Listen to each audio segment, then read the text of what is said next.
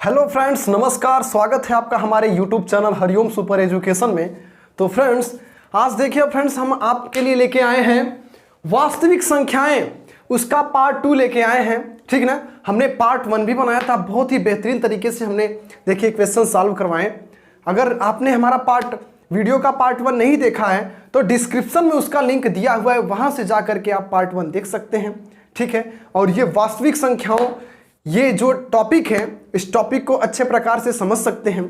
ठीक है फ्रेंड्स, तो देखिए हमने आपको बताया था कि हम ये जो यूपी बोर्ड का जो एग्ज़ाम आने वाला है, हम उसी एग्ज़ाम की तैयारी करवा रहे हैं। ठीक है, और शार्ट में चलेंगे और उन्हीं क्वेश्चन को देखिए हम यहाँ पे हम आपको बताएंगे जो यूपी बोर्ड एग्ज़ाम 2021 में आने की संभावना है, या जो क्वेश्चन बार बार एग्ज़ाम में पूछे जाते हैं, उन्हीं क्वेश्चन को हम आपको बताएंगे।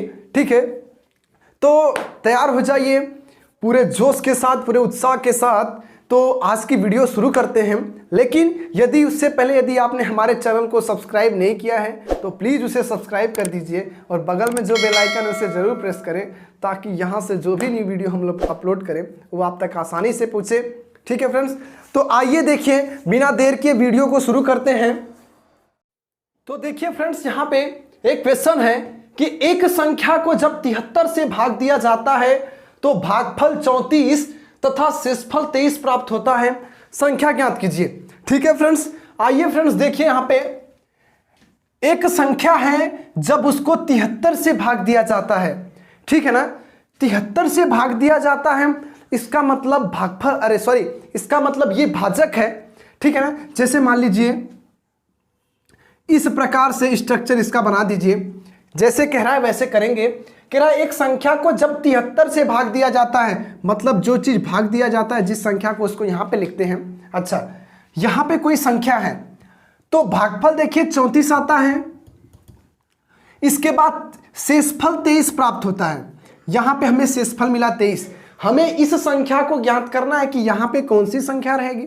ठीक है फ्रेंड्स, तो हमने आपको देखिए बताया था, यहां पे जो संख्या होता है, मतलब जो भाज्य होता है, उसको हम A से प्रदर्शित करते हैं। जो भाजक होता है उसको हम B से प्रदर्शित करते हैं। जो भागफल होता है उसको हम Q से प्रदर्शित करते हैं, और जो शेषफल होता है उसको हम R से प्रदर्शित करते हैं। ठीक है फ्रेंड्स, तो आइए देखिए, हमने आपको एक प्रमेयिका बताया था, यूक्लिड विभाजन प्रमेयिका। ठीक है, क्या होता है उसके बारे में विस्तार से जानकारी हम वीडियो के पार्ट 1 में दिए हैं, ये पार्ट 2 है। यदि आपने उस वीडियो को नहीं देखा है तो डिस्क्रिप्शन में उसका लिंक दिया है, वहां से जाकर के आप देख सकते हैं। ठीक है, तो देखिए यूक्लिड विभाजन प्रमेयिका, इसका सूत्र क्या होता है, तो देखिए इसको सॉल्व करेंगे तो कहेंगे यूक्लिड विभाजन प्रमेयिका, यूक्लिड विभाजन प्रमेयिका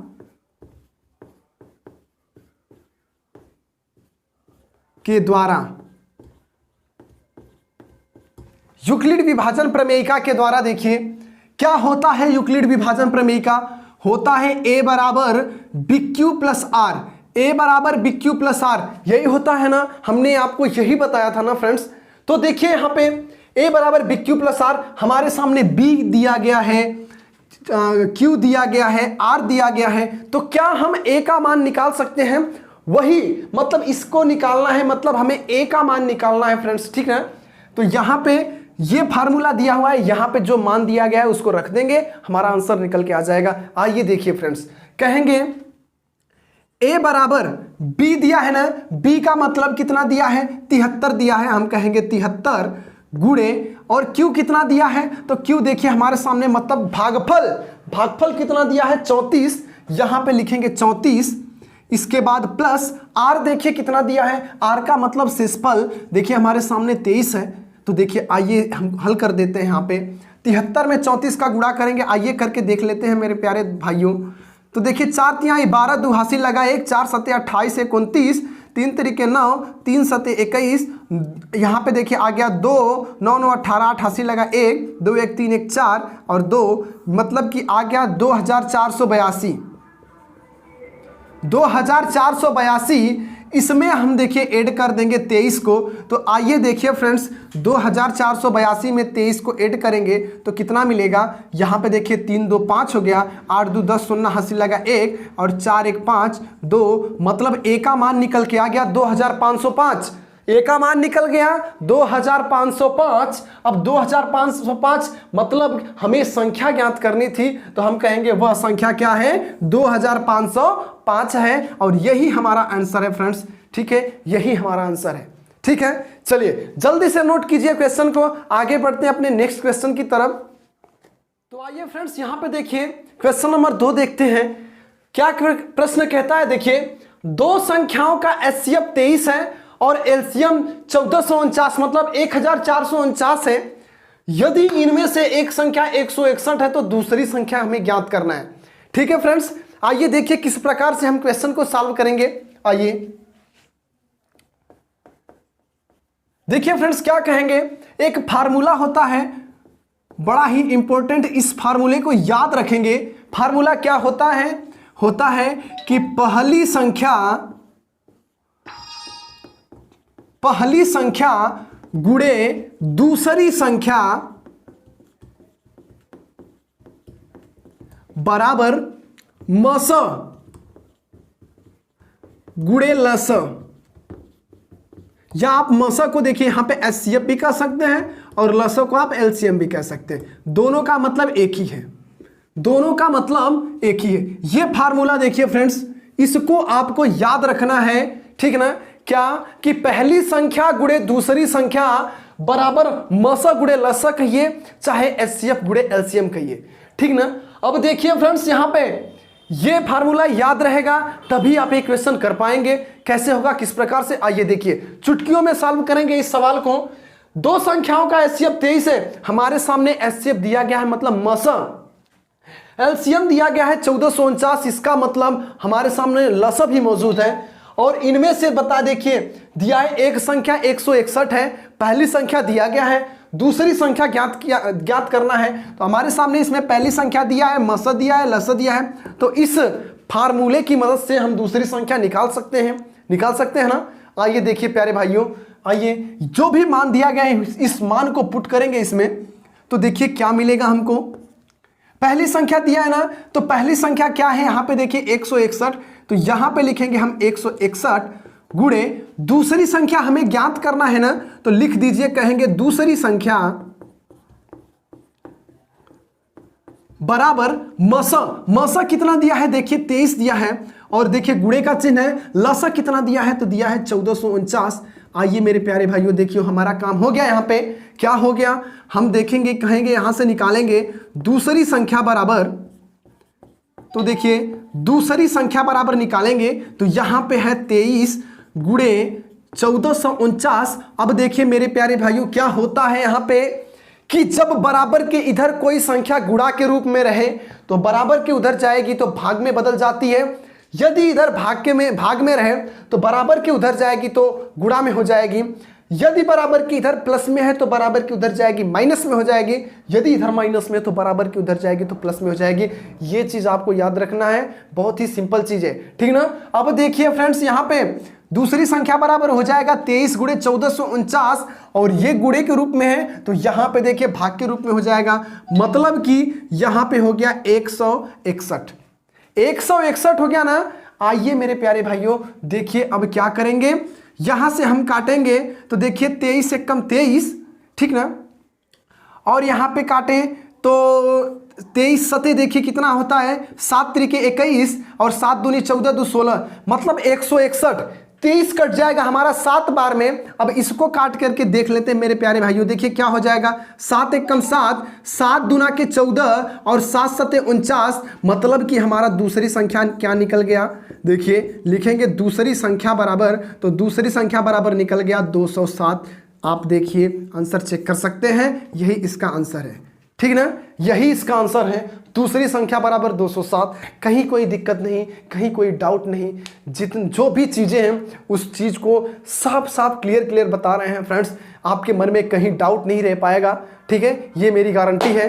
तो आप लोग बस वीडियो को पूरे एंड तक देखिएगा और सवाल को देखिए समझिएगा, ठीक है। चलिए आगे बढ़ते हैं अगले क्वेश्चन की तरफ। आइए देखिए फ्रेंड्स, हमारे सामने क्वेश्चन आ गया। क्वेश्चन नंबर 3 देखेंगे। प्रश्न हमारे सामने है कि दिया है HCF, हमारे सामने मतलब महत्तम समापवर्तक देखिए दिया हुआ है क्या, 252 और 594 का दिया है 18। 252 और 594 का HCF दिया है 18। हमें ज्ञात करना है 252 और 594 का LCM ज्ञात करना है। ठीक है, आइए देखिए मेरे प्यारे भाइयों कैसे करेंगे इसको देखिए सॉल्व करेंगे किस प्रकार से, कहीं कोई दिक्कत नहीं आएगी, कहीं कोई समस्या नहीं आएगा। देखिए कैसे करेंगे। HCF निकालना है 252 594, यहां भी देखें 252 594। इसका मतलब क्या, पहली संख्या और दूसरी संख्या हमारे सामने दी गई है और हमारे सामने इसका HCF भी दिया है, हमको LCM ज्ञात करना है। तो देखिए हमने आपको फार्मूला क्या बताया था, अभी देखिए हमने पिछले वीडियो में बताया था, पिछले ही प्रश्न में हमने बताया था क्या फार्मूला, कि पहली संख्या गुणे दूसरी संख्या, पहली संख्या गुणे दूसरी संख्या बराबर मस गुणे लस। यही फार्मूला हमने बताया था ना, पहली संख्या गुणे दूसरी संख्या बराबर मस गुणे लस कहिए, चाहे HCF गुणे LCM कहिए, ठीक ना। HCF को हिंदी में मस कहते हैं, LCM को हिंदी में लस कहते हैं, ठीक ना। अब देखिए मेरे प्यारे भाइयों, यहाँ पे पहली संख्या दूसरी संख्या हमारे सामने दिया है ना, आइए देखिए यहाँ पे रख देते हैं, कहेंगे 252 गुणे दूसरी संख्या हमारे सामने है 594। अब देखिए यहाँ पे मसा कितना दिया है, ये हमारे सामने दिया है, यहाँ पे देखिए 18, और देखिए लसा हमें ज्ञात करना है LCM, तो ये हमें नहीं मालूम है, तो इसको लिख देते हैं सीधे लसा, ठीक ना। अब देखिए यहाँ पे क्या निकलेगा, यदि इसको उलट दे ऐसे, यदि ऐसे उलट दे तो क्या हो जाएगा, 18 गुणे लस बराबर देखिए हो गया 252 गुणे 594। डायरेक्ट भी कर सकते थे, लेकिन आपको समझने में थोड़ा सा परेशानी होता, इसलिए यहाँ पे देखिए उसको उलट दिए हैं, इसको यहाँ पे लेके आ गए, उसको वहाँ पे लेके चले गए। अब देखिए हमको लस बराबर निकालना है ना, लस बराबर निकालना है तो कहेंगे 252 गुणे 594। और हमने एक चीज बताया था कि जो चीज बराबर के इधर यदि गुणा के रूप में रहे तो बराबर के उधर जाएगी, तो भाग के रूप में हो जाएगी, इसका मतलब यहाँ पे 18 आ जाएगा। आइए देखिए इसको काट देते हैं, तो यहाँ पे काटेंगे 2 से, तो 2 9 18, और इसको काट दीजिए तो 2 दूना के 4 और 19 हो गया, मतलब 2 9 18, 2 7 14, ठीक ना। अब देखिए फ्रेंड्स यहाँ पे इसको काट लेते हैं 9 से, तो देखिए आ जाएगा 9 1 कम 9, और देखिए 9 त्रिक 27 हो गया, और यहाँ पे देखिए 9 त्रिक 27 हो गया, मतलब 33 आ गया। इस 33 का इसमें गुणा कर दीजिए, मतलब 252 गुणे 33।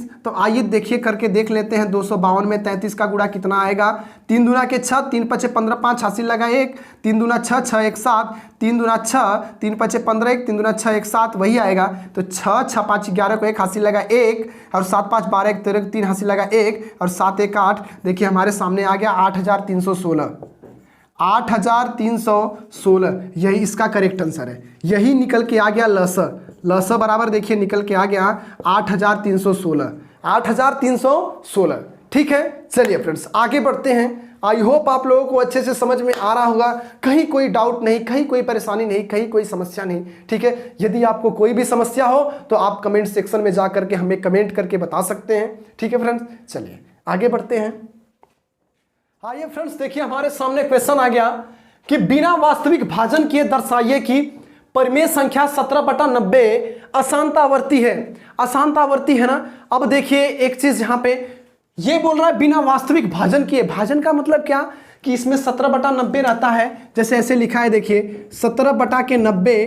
तो इसमें हम क्या करते हैं, ऐसे 90 लिखते हैं, जो हर में लिखा रहता है उसको भाजक बनाते हैं, जो अंश में लिखा रहता है उसको भाज्य बनाते हैं, और यहाँ पे ऐसे भाग देते हैं। यही चीज मना किया है प्रश्न में कि हमें बिना वास्तविक भाजन किए, बिना भाग दिए हमें बताइए कि ये 17/90 जो है अशांत आवर्ती है, ठीक ना। ये बताना है कि 17/90 जो है अशांत दशमलव संख्या है या अशांत आवर्ती है, ठीक ना। तो देखिए हम क्या करेंगे, हमने आपको बताया था कि जो शांत दशमलव संख्या होता है वह 2 के पावर m गुणे 5 के पावर n का रूप का होता है। मतलब कहने का मतलब जैसे p बटा q है, तो जो भी संख्या हमारे सामने परिमेय संख्या के रूप में रहेगा, यदि उसका हर, हमने बताया था इसके बारे में विस्तृत जानकारी दी थी वीडियो के पार्ट 1 में, ठीक ना। तो देखिए यहां पे यदि संख्या का हर 2 के पावर m गुणे 5 के पावर n के रूप का है, ठीक ना, तो हम कहेंगे कि हमारे सामने जो परिमेय संख्या है वह शांत दशमलव संख्या होगी। यदि वह 2 के पावर m गुणे 5 के पावर n के रूप का नहीं रहेगी तो हम कह सकते हैं कि यह जो संख्या है वह अशांत आवर्ती संख्या या अशांत दशमलव संख्या है, ठीक ना। आइए फ्रेंड्स देखिए, इसको चेक कर लेते हैं। उसी के अनुरूप में कहेंगे 17 बटा के 90 है ना, तो हमको अंश से लेना देना नहीं है, हमें बस हर से लेना देना है। यहाँ पे 90 है ना, 90 को आइए देखिए अभाज्य गुणनखंड के रूप में तोड़ देते हैं तो आएगा देखिए 45, और देखिए 3 हो गया तो 15 3 45, 3 5 15, 5 1 कम 5। अब देखिए फ्रेंड्स यहाँ पे क्या मिल गया, 2 गुणे 3 गुणे 3 गुणे 5 90 का। तो अब देखिए यहाँ पे इसको कह सकते हैं 2 गुणे 3 के पावर 2 गुणे 5, ठीक ना। अब देखिए फ्रेंड्स यहाँ पे देखेंगे कि 2 गुणे 3 के पावर 2 गुणे 5 है ना, तो यहाँ पे देखिए हम देख रहे हैं कि 2 के पावर m गुणे 5 के पावर n के रूप में यदि हर में यदि वैसा रहे इसके रूप का यदि हर में रहे तो हम कहेंगे कि जो संख्या हमारे सामने है वह शांत है। लेकिन यहाँ पे देखने पे क्या मिलता है कि 2 और 5 रहता तब शांत रहता, लेकिन बीच में क्या आ गया है, 3, बीच में एक्स्ट्रा 3 आ गया है। अब जब यहाँ पे 3 आ गया, इस 3 की जरूरत नहीं थी, हमें सिर्फ 2 की और 5 की जरूरत थी, बीच में एक्स्ट्रा 3 आ गया ना, तो ये 3 आकर के इस संख्या को जो है अशांत दशमलव संख्या बना दिया, मतलब अशांत आवर्ती, ठीक ना। तो यहाँ पे कहा बिना वास्तविक भाजन किए दर्शाइए कि परिमेय संख्या 17/90 अशांत आवर्ती है। तो हम यहाँ पे कह सकते हैं कि 17/90 का हर 2 के पावर m गुणे 5 के पावर n के रूप का नहीं है, इसलिए का हर 2 के पावर m गुणे 5 के पावर n के रूप का नहीं है, इसलिए यह परिमेय संख्या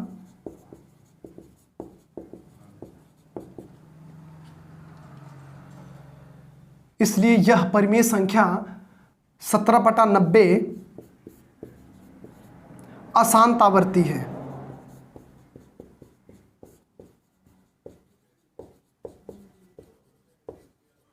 ठीक ना। देखिए इसको हम साफ शब्दों में लिख सकते हैं कि यहां पे जो परिमेय संख्या है 17/90, ठीक ना, कि 17/90 यहां पे जो दिया गया है परिमेय संख्या, उसका हर जो है 2 के पावर m गुणे 5 के पावर n के रूप का नहीं है। अतः यह परिमेय संख्या जो 17/90 है अशांत आवर्ती दशमलव संख्या है। ठीक ना। चलिए फ्रेंड्स, बहुत अच्छा, आगे बढ़ते हैं अगले क्वेश्चन की तरफ। अब देखिए फ्रेंड्स, हमारे सामने एक क्वेश्चन है 0.16 और 6 पे देखिए बार है।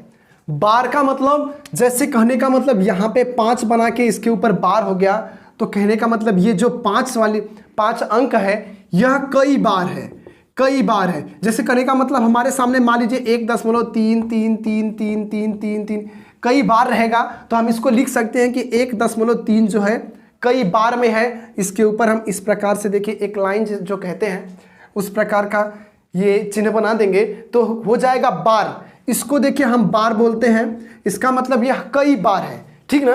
तो देखिए इसको हमें सरलतम भिन्न के रूप में व्यक्त करना है। ठीक है ना। आइए देखिए करके देखते हैं कैसे होगा। तो देखिए फ्रेंड्स, यहाँ पे 0.16 पे बार है ना, अतः इसको हम कैसे लिख सकते हैं, इसको कहेंगे यक्स बराबर, इसको लिख सकते हैं 0.1666 कई बार में रहेगा। ठीक ना। यहां पे इसको ऐसे लिख सकते हैं, इसको हम मान लेते हैं समीकरण नंबर 1। समीकरण नंबर 1 मान लिया हमने ना। अब देखिए क्या कहेंगे दोनों तरफ हम 10 से गुणा कर देंगे।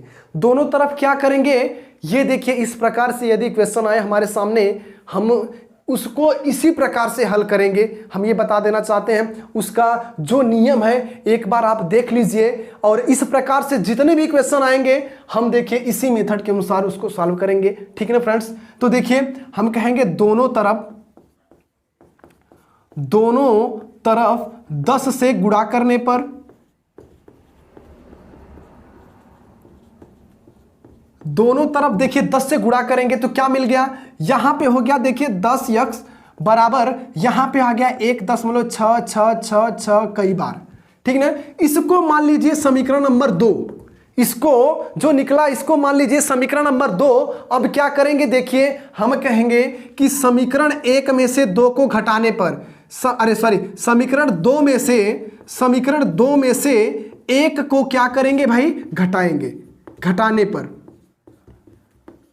अब देखिए घटाएंगे तो क्या मिला, यहां पे आकर घटा लीजिए। देखिए 10x में से जब 1x ये घटेगा तो हमारे सामने आ गया 9x।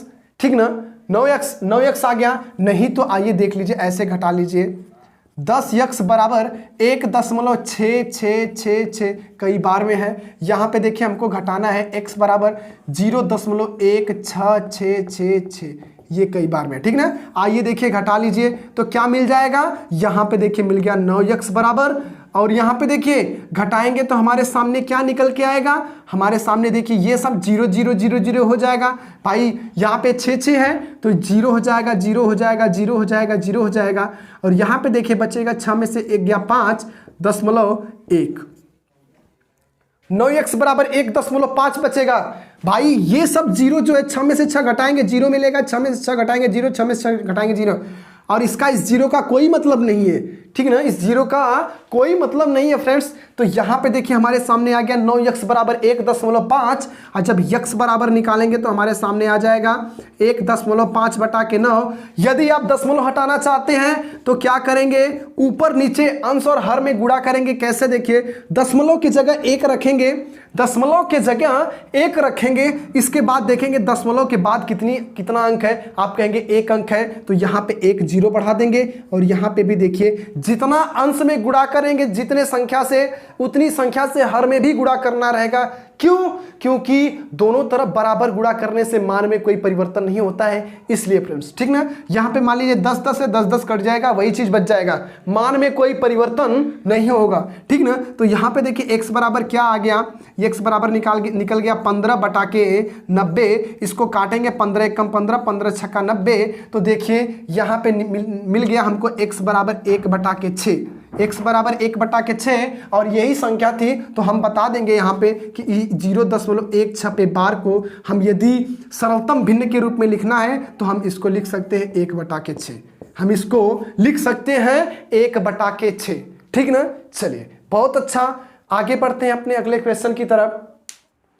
अब देखिए फ्रेंड्स हमारे सामने एक क्वेश्चन है कि संख्याओं 1656 और 4025 का मस यूक्लिड विभाजन प्रमेयिका द्वारा ज्ञात करना है। यूक्लिड विभाजन प्रमेयिका का मतलब a बराबर BQ प्लस R। ठीक ना।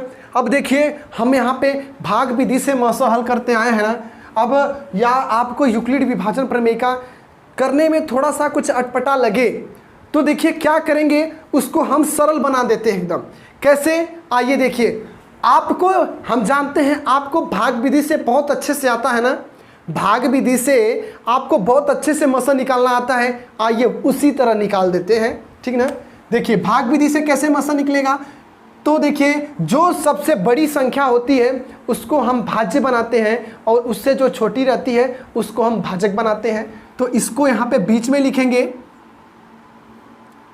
देखिए उसको बीच में लिखेंगे, कहेंगे 4025।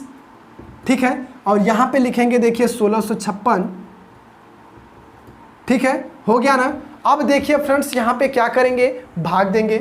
आइए देखिए भाग दे देते हैं, 2 बार में जाएगा तो 2 छक्का 12, 2 हासिल लगा 1, 2 पचे 10, 1 11 को 1 हासिल लगा 1, और 2 छक्का 12, 12 12 1 13 को 3 हासिल लगा 1, और 2 1 कम 2, 2 1 3। अब देखिए घटा दीजिए, 5 में से 2 गया 3, 2 में से 1 गया 1। अब देखिए 10 में से 3 जाएगा तो बचेगा 7, और यहाँ पे जो है 0 हो जाएगा। अब देखिए क्या करेंगे, यहाँ पे देखिए फ्रेंड्स ये जो है इसको ऐसे बना देते हैं, इस वाले को यहाँ पे उतार देते हैं। कहने का तात्पर्य हमारे फ्रेंड्स ये है कि जो हमारा शेषफल बचेगा वो शेषफल हमारा भाजक बन जाएगा, और जो यहाँ पे भाजक रहेगा वो भाजक हमारा भाज्य बन जाएगा। ठीक ना। आइए फिर से देखिए, ये प्रक्रिया हम तब तक करेंगे जब तक कि शेषफल हमारा 0 न आ जाए। जब 0 आ जाएगा तो हमारा काम हो जाएगा, हमारा आंसर आ जाएगा, हमारा HCF निकल करके आ जाएगा। ठीक ना फ्रेंड्स। आइए देखिए, अभी भाग देते हैं यहाँ पे।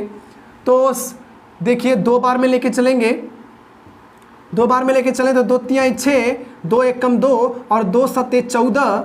अब देखिए घटा लेते हैं, 6 में से 6 गया 0, 5 में से 2 गया 3, 6 में से 4 गया 2, यहाँ पे 0 आ गया। अब फिर से इसको भाजक बनाइए और इसको भाज्य बनाइए। ठीक ना, तब तक जब तक कि शेषफल 0 ना आ जाए। ठीक ना। अब चलिए देखिए ये कितने बार में जाएगा, 3 बार में लेके चलिए। 3 सोना 0, 3 तिरिके 9, 3 दूना के 6। अब देखिए यहाँ पे 3 आ गया, यहाँ पे 2 हो गया और यहाँ पे देखिए 0 हो गया। अब फिर से इसको उतार लीजिए तो आ गया 230। तो देखिए आ जाएगा 23 एक कम 23।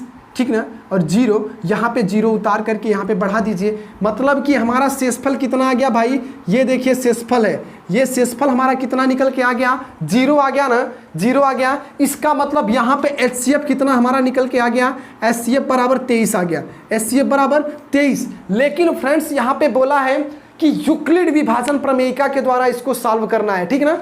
तो देखिए हम यहाँ पे मान लीजिए आप बोर्ड में कहीं लिख रहे हैं, ठीक ना, आपके सामने ये प्रश्न आ गया, तो अब यदि आपको यूक्लिड विभाजन प्रमेयिका नहीं आता है तो आप एक काम कीजिए, आपको भाग विधि से मसा आता है ना, तो भाग विधि से मसों को एक पन्ने पे उतार लीजिए, इस प्रकार से लगा सकते हैं ना। ठीक है, तो अब जब इस प्रकार से लग जाए तो हम बता रहे हैं उसको किस प्रकार से करना है, एकदम आसान बन जाएगा, काम एकदम आसान। ठीक ना। आइए देखिए क्या करना है, हम कहेंगे, देखिए हम कहेंगे यूक्लिड विभाजन प्रमेयिका, यूक्लिड विभाजन सॉल्यूशन है, यूक्लिड विभाजन प्रमेयिका के अनुसार,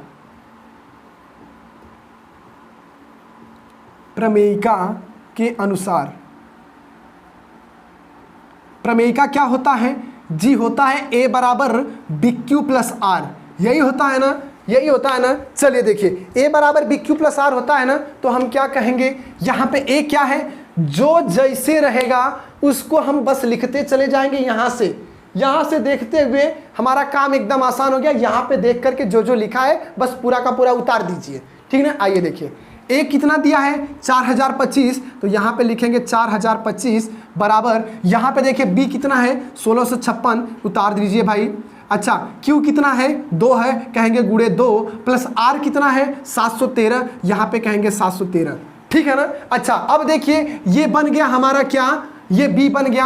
अब हमारा A देखिए 1656 बन गया, तो यहाँ पे कहेंगे 1656 बराबर, ठीक ना, ये देखिए 713। कहने का मतलब हमने बताया था कि जो शेषफल होता है वो भाजक बन जाता है और जो भाजक होता है वो भाज्य बन जाता है। ठीक ना। तो देखिए, अच्छा तो यहाँ पे देखिए, ये देखिए भाजक था, ये भाज्य बन गया, और यहाँ पे ये शेषफल था, ये भाजक बन गया। और देखिए कहेंगे गुणे, तो यहाँ पे देखिए 2 है ना, तो यहाँ पे कर दिए 2, और प्लस में देखिए यहाँ पे 230 आया है, इसको उतार लीजिए 230। ठीक ना। अब देखिए क्या करेंगे, यहाँ पे ये 713 है, ये भाज्य बन गया, इसको अब यहाँ पे लिखेंगे, कहेंगे 713 बराबर, अब देखिए ये 230 है, इसको लिखेंगे 230 गुणे, देखिए कितना आ जाएगा 3, इसके बाद प्लस यहाँ पे देखिए कितना मिल गया हमको 23 मिल गया ना। अच्छा अब चलिए देखिए इतना मिल गया। अब ये हमारा देखिए बन जाएगा भाज्य, और ये देखिए कितने बार में भाग गई भाई, ये देखिए बन गया भाजक 23 गुणे 10 प्लस 0 आ जाएगा। ठीक ना, इस प्रकार से। अब देखिए हम यहाँ पे लगा रहे हैं तो इसको कह देंगे कि अभी R जो है 0 के बराबर नहीं है, यहाँ पे कहेंगे R जो है 0 के बराबर नहीं है, यहाँ भी कहेंगे R 0 के बराबर नहीं है, यहाँ देखेंगे कि R 0 के बराबर हो गया, तो हमारा काम हो गया फ्रेंड्स, हमारा काम हो गया, टोटली काम। अब देखिए एक चीज़ जान जाइए कि जब R 0 के बराबर हो जाए तो 0 के ऊपर वाली जो रहती है संख्या वही उसका HCF रहता है, या हम कहेंगे कि जो संख्या उसको जो है इस संख्या को काट करके जीरो करती है, ठीक ना, वही संख्या जो है वही उसका भाजक जो है वही HCF होता है। तो इस संख्या में भाजक कौन सा है, ये 23 है ना, तो ये HCF बराबर 23 निकल जाएगा। यहाँ से आप डायरेक्ट भी कर सकते हैं, आपको जैसे समझने में आसानी हो आप वैसे समझ सकते हैं। आप कह सकते हैं कि यहाँ पे जो जीरो है r बराबर जीरो हो जाए और जीरो के ऊपर वाली संख्या जो है वही उसका HCF होगा, या आप इस प्रकार से समझ पाते, ठीक है। या हम कह सकते हैं जब r बराबर जीरो हो जाए तो उसका भाजक जो होता है वही उसका जो है HCF होता है, तो इसका भाजक 23 है, ये 23 है। आप जैसे समझ सकते हैं उस प्रकार से समझ सकते हैं, ठीक ना। चलिए फ्रेंड्स, बहुत अच्छा, बढ़ते हैं अपने अगले क्वेश्चन की तरफ। आइए फ्रेंड्स, देखिए ये क्वेश्चन बड़ा ही इंपॉर्टेंट क्वेश्चन है, आपकी परीक्षा में देखने को मिल सकता है, ठीक ना। तो देखिए यहाँ पे दिया है कि सिद्ध कीजिए कि 5 प्लस कड़ी में 3 एक अपरिमेय संख्या है, ठीक ना। अब देखिए ये सिद्ध करने के लिए कह रहा है कि 5 प्लस कड़ी में 3 एक अपरिमेय संख्या है, ठीक ना। तो हम देखिए उसको कल्पना करके मानेंगे पहले, ठीक ना। इसको प्रूफ करने के लिए, अपरिमेय करने के लिए इसको हम गलत कल्पना मानेंगे। हम ये मानेंगे कि ये जो 5 प्लस कड़ी में 3 है ये एक परिमेय संख्या का करके मानेंगे, ठीक ना। और हम देखिए इसमें कैसे किस प्रकार से विरोध उत्पन्न होता है उसको भी दर्शाएंगे और दिखाएंगे। तो अब यहाँ से प्रूफ करेंगे कि ये अपरिमेय संख्या, ठीक ना। आइए देखिए, हम कहेंगे यहाँ पे कि माना, चलिए सॉल्व करेंगे, कहेंगे माना 5 प्लस कड़ी में 3 एक परिमेय संख्या है, एक परिमेय संख्या है। 5 प्लस कड़ी में 3 एक परिमेय संख्या है, ठीक ना। और हम कह सकते हैं कि इसको P बटा के Q के रूप में दर्शाया जा सकता है या लिखा जा सकता है।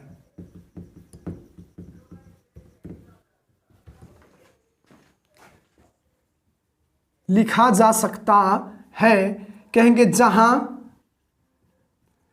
P और Q, जहां पे P और Q एक सहअभाज्य संख्या है,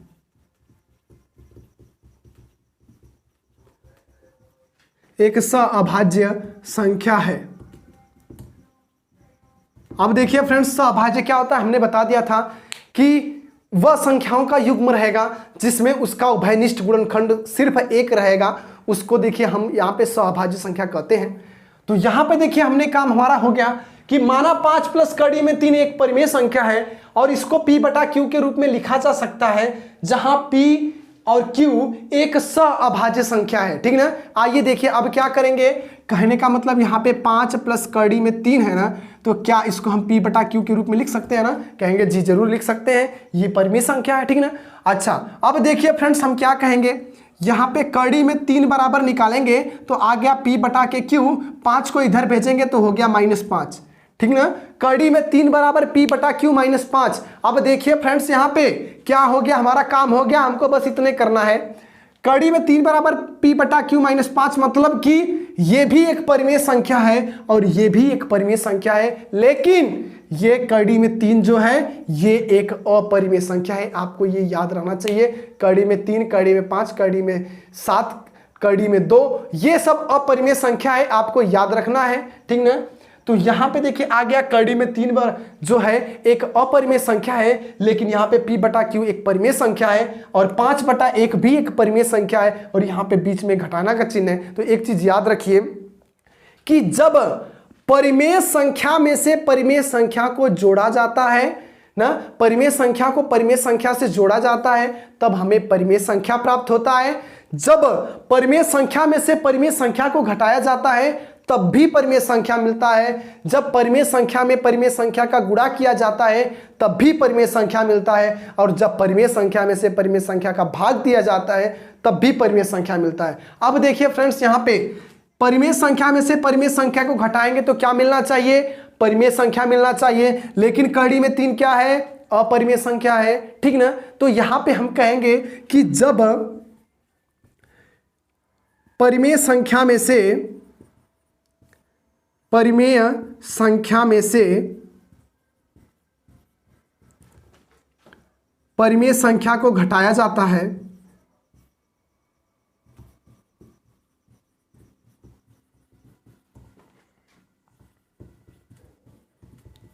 को घटाया जाता है तो हमें परिमेय संख्या प्राप्त होता है।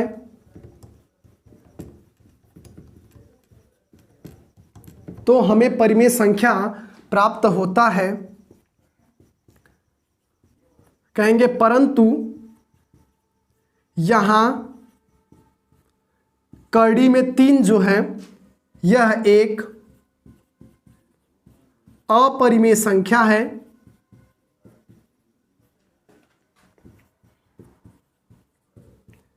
अपरिमेय संख्या है। कड़ी में 3 यह एक अपरिमेय संख्या है। यह विरोधाभास उत्पन्न कर रहा है, यह विरोध कर रहा है, ठीक ना। लिखेंगे कि यह विरोधाभास उत्पन्न कर रहा है।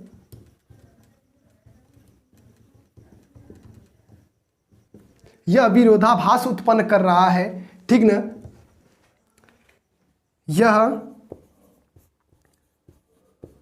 हमारी गलत कल्पना के कारण हुआ।